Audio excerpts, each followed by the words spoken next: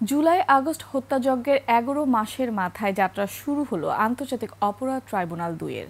মঙ্গলবার প্রথমবারের মতো এজলাসে বসেন ৩ বিচারপতি। রীতি অনুযায়ী এদিন তাদের দেওয়া হয় সম্বর্ধনা।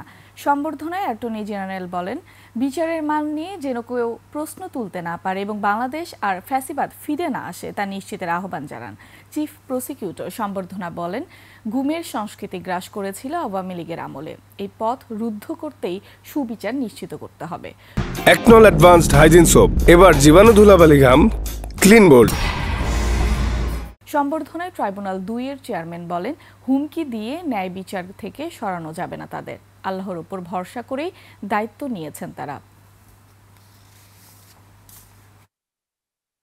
এই ন্যায় বিচার প্রতিষ্ঠা হলেই বাংলাদেশের ইতিহাসে আর যাতে কেউ ক্ষমতায় টিকে থাকার জন্য দিনের ভোট রাতে করতে সাহস না করে, সে যেই হোক।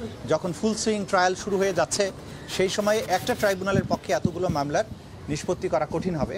সেই বিবেচনায় দ্বিতীয় ট্রাইব্যুনাল করা হয়েছে এবং মামলাগুলো ভাগাভাগি করে দুটো ট্রাইব্যুনালে দেওয়া হবে, যাতে একই সাথে অনেকগুলো মামলার বিচার প্রক্রিয়া এগিয়ে নেওয়া যায়।